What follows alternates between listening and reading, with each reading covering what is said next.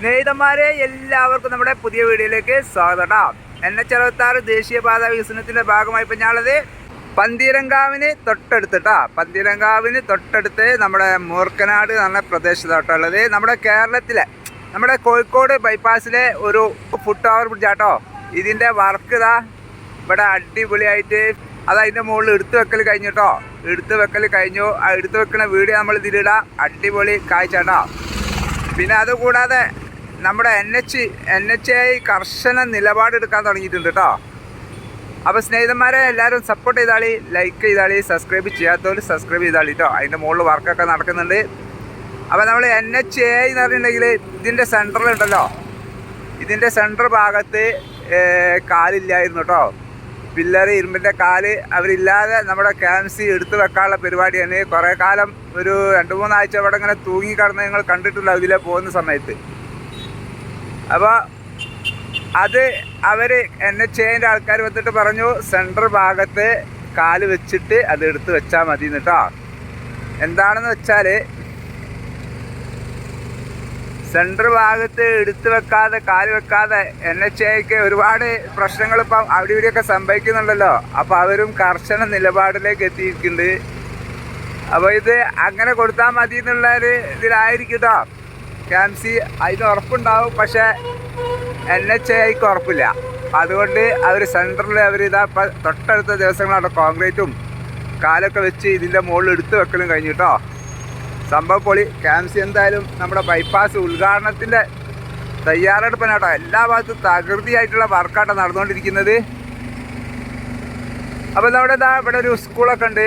അതിനോടനുബന്ധിച്ച് സ്കൂൾ കുട്ടികൾക്കും ഇവിടെ ഒരുപാട് ആളുകൾ അങ്ങോട്ടും ഇങ്ങോട്ടും പോകുന്നതൊക്കെയാണ്. ഇനി അതിലേക്കുള്ള സ്റ്റെപ്പൊക്കെ അങ്ങനെ പുറം ഭാഗത്ത് കൂടി ആയിരിക്കും അല്ലേ. ഇതന്നെ ഒരു ഡോറ് പോലെ ഇതിലേക്ക് ഇങ്ങനെ സ്റ്റെപ്പ് ഇവിടെ ഏത് ഭാഗത്തു നിന്നായിരിക്കും. ഓക്കെ, ഇതിൻ്റെ സ്റ്റെപ്പ് ആ ഭാഗത്തേക്കാട്ടോ വരുന്നത്, ആ ഭാഗത്തേക്ക്. അതുപോലെ ആ ഭാഗത്തു നിന്ന് ഇങ്ങോട്ടായിരിക്കും കേട്ടോ. അങ്ങനെ രണ്ട് ഭാഗത്തിലേക്കായിരിക്കും വരിക. അപ്പോഴാണ് ഇതിന് ഒരു പ്രത്യേക ഉറപ്പൊക്കെ ഉണ്ടാവുള്ളൂ. അതിൻ്റെ ഉള്ളിലെന്താ ജനറേറ്റർ ഉണ്ടല്ലോ, കറണ്ടുകളൊക്കെ വർക്കിങ്ങിന് വേണ്ടിയിട്ടുള്ള. ഇനി അതിൻ്റെ മുകളിൽ ഇരുമ്പിൻ്റെ ഷീറ്റോ അല്ലെങ്കിൽ കോൺക്രീറ്റോ എന്തായിരിക്കും, ഇരുമ്പിൻ്റെ ഷീറ്റ് ആവാനാണ് സാധ്യത എന്ന് തോന്നുന്നു അല്ലേ. എന്തായാലും നമുക്ക് കാണാം.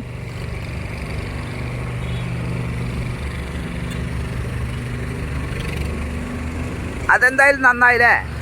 NHAI നല്ലൊരു തീരുമാനം എടുത്തത്. എന്താണെന്ന് വെച്ചാൽ കാലക്രമേണ എന്തെങ്കിലും ഒരു ഭയം കേട്ടോ ഇതിങ്ങനെ നിൽക്കുന്ന സമയത്ത്. പക്ഷേ സെൻറ്ററിൽ ഒരു കാല് വന്നതോടുകൂടി ആളുകൾക്ക് ധൈര്യമായിട്ട് ഇതിൻ്റെ ഉള്ളിൽ കൂടി പോകാൻ പറ്റും കേട്ടോ.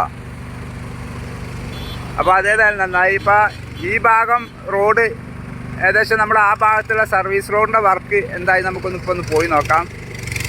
ഇതങ്ങോട്ട് തുറന്നു കൊടുക്കാണ്ട്, ഇത് തുറന്നു കൊടുത്തതായിരുന്നു കേട്ടോ പണ്ട്. അതൊക്കെ കൂടി പൊളിഞ്ഞ് വീണപ്പം അത് താൽക്കാലികമായിട്ടല്ല, കഴിഞ്ഞ മഴക്കാലത്ത് അടച്ചതാട്ടോ. അതിൻ്റെ മുമ്പ് കഴിഞ്ഞ ടാറിങ്ങൊക്കെ കഴിഞ്ഞ റോഡാണിത് ഈ ഭാഗത്തുള്ള. ഇപ്പോൾ വലത്ത് ഭാഗത്ത് കൂടിയാണ് വാഹനങ്ങളൊക്കെ പോകുന്നത്. ഒരു ഭാഗത്ത് കൂടി പോകുമ്പോൾ വാഹനങ്ങൾ അങ്ങോട്ടും ഇങ്ങോട്ടൊക്കെ പോകുമ്പോൾ നല്ല ജഗബോധനാണ്. അവിടെ അയിഞ്ഞിലം ഫറോക്ക് അവിടെ ഒരു മെർജിങ് പോയിന്റ് ഉണ്ട്. അതിലേക്ക് ഇടത്തോട്ട് അയിഞ്ഞിലം ഫറോക്ക് ഭാഗത്തേക്കുള്ളവർ അതിലേ തിരിയാന്നുള്ളത്. പക്ഷെ ആ ബോർഡ് ഇപ്പം വെച്ചിട്ട് കാര്യമില്ലല്ലോ.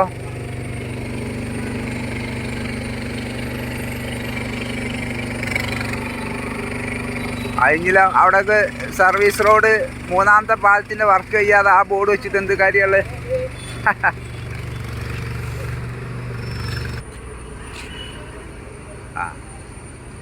സ്റ്റെപ്പിലേക്കുള്ള വർക്ക് ഇതാ അവിടെ പില്ലറുകളൊക്കെ ഇങ്ങനെ വാർക്കുന്നുണ്ട്. ഇതാ ഈ ഭാഗത്തേക്കാട്ട സ്റ്റെപ്പ് വരുന്നത്. ഇതിൻ്റെ മോൾ ഭാഗത്ത് നമ്മുടെ ടോൾ ബൂത്ത് ഉള്ളതുപോലുള്ള സ്ലോപ്പ് ഷീറ്റ് ആവാനാണ് സാധ്യത. അതുപോലെ സൈഡിലൊക്കെ ഗ്ലാസ് ആയിരിക്കും പിന്നെ ഫ്ലോർ ഞാൻ ഇപ്പോൾ ഇവരോട് ചോദിച്ചപ്പോൾ പറഞ്ഞു കോൺക്രീറ്റ് ആവാനാണ് സാധ്യത. മറ്റേ ഷീറ്റൊന്നും അങ്ങനെ ശാശ്വതമല്ല എന്നൊക്കെ പറയുന്നത്. കുറച്ച് തിക്കുള്ള ഷീറ്റുകളൊക്കെ വേണം. അപ്പോൾ അതിനെക്കാട്ടി ഇവർക്ക് നമ്മുടെ കോൺക്രീറ്റ് ഉണ്ടല്ലോ, കോൺക്രീറ്റ് മറ്റേ ഡാക്ക് ഷീറ്റ് വെച്ച് കോൺക്രീറ്റ് ഒരു സിമ്പിൾ പരിപാടിയാണ്. അതാകുമ്പോൾ സെറ്റപ്പ് ആയിരിക്കും. ഒരു 5 ഇഞ്ച് കോൺക്രീറ്റ് കണ്ട് ചെയ്ത് വെച്ചിട്ടുണ്ടെങ്കിൽ അടിപൊളി. സ്റ്റെപ്പിനുള്ള സാധനമൊക്കെ അവിടെ പണി കഴിച്ചിട്ടുണ്ട് കേട്ടോ. സംഭവം ഇതൊക്കെ അവിടെ സെറ്റാണ്. ഒക്കെ ഒരു റെഡിയാക്കി വെച്ചിട്ടുണ്ട്. സംഭവം ഇത് പെട്ടെന്ന് വർക്ക് ഫിനിഷിങ് ആണ് കേട്ടോ. ഇനി ആ ഭാഗത്തു നിന്നുള്ള സ്റ്റെപ്പിൻ്റെ വർക്കുണ്ട്. ഒക്കെ വർക്ക് തകൃതിയായിട്ട് നടക്കുന്നുണ്ടോ. കുറേ കാലമായി ഇതോടെ വാർത്ത് വെച്ചിട്ട്. സർവീസ് റോഡ് വർക്ക് ഈ ഭാഗത്തൊക്കെ കുറേ കാലമായി കഴിഞ്ഞിട്ടോ. അവിടെ പൊളിഞ്ഞ് കിടക്കുന്ന ഭാഗത്തേക്കുള്ള ആ കാഴ്ച എന്താ, അവിടെ വർക്ക് എന്തായി നോക്കട്ടോ. എന്തായാലും അവിടുത്തെ വീട്ടുകാരൊക്കെ ഒരുപാട് ബുദ്ധിമുട്ടിയിട്ടുണ്ടായിരുന്നു. അവിടുത്തെ കോൺക്രീറ്റ് കഴിഞ്ഞ് അവർക്ക് വേണ്ടിയിട്ട് കുറേ വർക്കൊക്കെ KMC ചെയ്തു കൊടുക്കാണ്ട്. അതൊക്കെ അവർ ചെയ്തു കൊടുത്താൽ അവർക്ക് സമാധാനമാവും.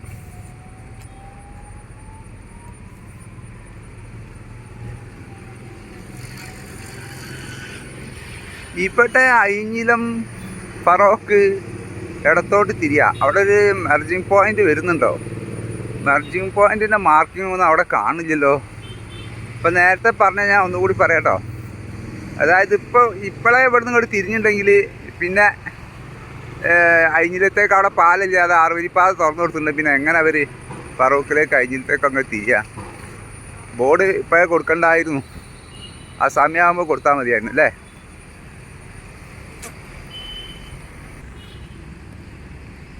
അങ്ങനെ നമ്മൾ ഈ പൊളിഞ്ഞു പോയ സൈഡ് സർവീസ് റോഡിൻ്റെ വാളിൻ്റെ അടുത്തേക്ക് എത്തി.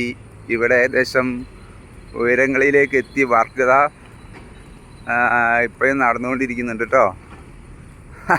അവർ തന്നെ ഇട്ട് വെച്ച കമ്പി അവർ പൊക്കാൻ വേണ്ടി കഷ്ടപ്പെടുകയുള്ളൂ. അതിനടക്കട്ടക്കളെ എന്തായാലും കണ്ടാളാം നമുക്ക്.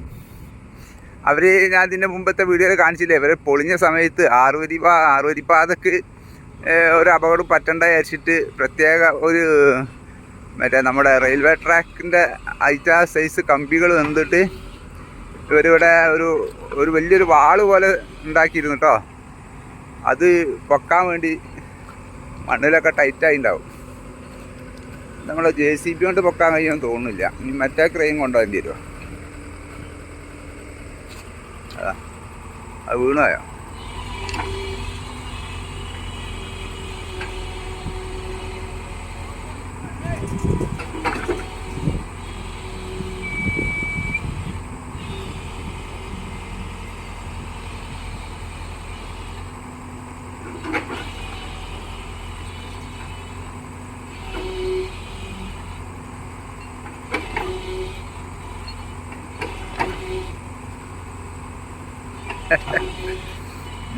എന്തായാലും പണി വരുന്നുണ്ട്.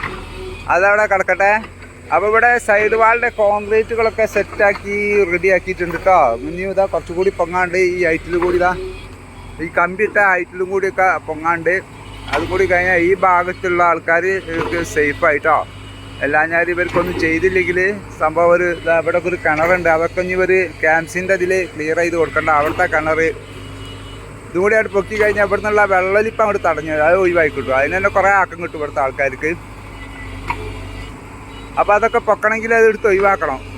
മൂപ്പര് കഷ്ടപ്പെടാൻ കേട്ടോ. നിങ്ങളവിടെ കഷ്ടപ്പെടി.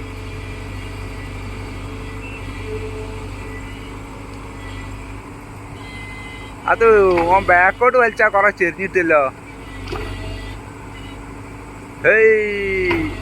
മെല്ലെ മെല്ലെ വരുന്നുണ്ട്. യെസ്, പന്തീരങ്കാവ് ലെഫ്റ്റിലേക്ക് തിരിയുക. Merging point.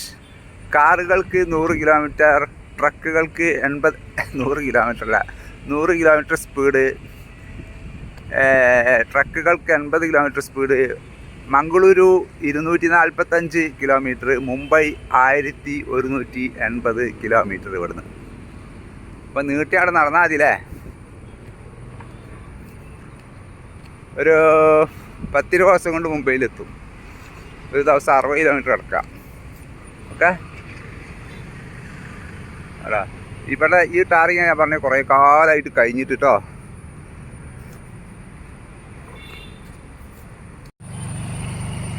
ഇത് ഏകദേശം 20 ടണ്ണ് വെയിറ്റ് വരുന്നുണ്ട് കേട്ടോ. 18ൻ്റെയും 20ൻ്റെ ഇടക്കായിട്ട് വെയിറ്റ് വരുന്നുണ്ട് എന്നാണ് പറഞ്ഞത്. എന്തായാലും അതുകൊണ്ട് തന്നെ ആ ക്രെയിന് സിമ്പിളായിട്ട് അത് എടുത്തു വെച്ചു കേട്ടോ. അപ്പോൾ സ്നേഹിതന്മാരെ, ഇതൊക്കെയാണ് നമ്മുടെ ഈ ഫുട് ഓവർ ബ്രിഡ്ജിൻ്റെ വിശേഷങ്ങൾ കേട്ടോ. സംഭവം ഇതിൻ്റെ മുകളിലെത്തി. ഇനിയിപ്പോൾ ബാക്കിയുള്ള വർക്കുകളൊക്കെ ഇങ്ങനെ തകൃതിയായിട്ട് നടക്കും.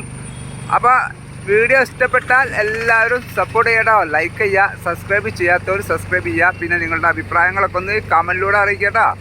അപ്പോൾ പുതിയ വീഡിയോയുമായിട്ട് വീണ്ടും വരാം. എല്ലാവർക്കും നല്ലൊരു ദിവസം നേരുന്നു. Bye bye.